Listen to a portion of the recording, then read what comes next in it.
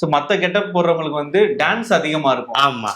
ஆனா இப்ப நீங்க சொல்ற கெட்டப்ல காசியா இருக்கட்டும், பிதாமகனா இருக்கட்டும், தெய்வ திருமால் மூணுமே வந்து நடிக்கணுங்கிறது தான் முக்கியம். ஆமா, இதான் கஷ்டம். சோ உங்களுக்கு டான்ஸே வந்து நீங்க மெக்கானிக்கா இருந்துட்டு டான்ஸுக்கு வரும்போதே கொஞ்சம் கஷ்டமா இருந்தப்போ, இப்ப அவரை மாதிரி நடிக்கணுங்கிற போது எவ்வளவு டாஸ்க் உங்களுக்கு எப்படி இருந்தது? அதை எப்படி கத்துக்கிட்டீங்க நீங்க? அதான் சார், வேற ஒண்ணும் இல்லை சார். நம்ம அதுவா ஆயிட்டோம்ல. இப்ப நம்ம ஒண்ணும் வேண்டாம். இப்ப மாவு இருக்குல்ல, என்ன மாவு, இட்லி மாவு, அதுலயே ஊத்தாப்பம், தோசை, ஸ்பெஷல் தோசை போடுறோம்ல, அது மாதிரிதான். ஆனா உள்ள இருக்கிறது என்ன இருக்கு? மாவு ஒண்ணுதான்.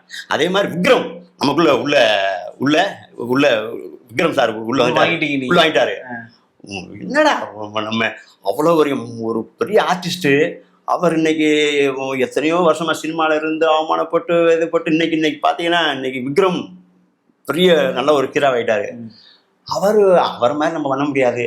அவரை மாதிரி நம்மளுக்கு ஒரு ஆண்டவன் நம்மளுக்கு ஏதோ ஒரு சின்ன இதை கொடுத்துருக்கான், மூஞ்சி கொடுத்துருக்கான், பண்ணி பார்ப்போம் அப்படின்னு சொல்லிதான் ஒரு இதான் உங்களுக்கு. அது எவ்வளவு கஷ்டமா இருந்தது உங்களுக்கு சார்? எத்தனை தடவை அந்த கிளிப்பிங்கை போட்டு நம்ம ஒவ்வொரு படம் சார். அவர் விக்ரம் சார் படத்தை பூரா நான் 1 மாசம் 2 மாசம் 3 மாசம் அதுல நம்ம இதுக்கு என்ன சொல்றது, மேடையில போய் ஆடி சொல்லுவாங்க, ஆக்டிங் ஒருத்தர் சொல்லுவாங்க, கூட நம்ம பின்னால் ஆடுறாங்களே குரூப்பு, ரஜினி நீங்க அந்த இது வச்சீங்க, இது சூப்பரா இருந்துச்சு, இந்த இது வச்சது வந்து சரி, ஏன்னா விக்ரம் சார் அதில் எப்படி வச்சிருப்பாரு, அப்படியே அங்கிருந்தே நம்மளுக்கு ஒரு இது வரும்.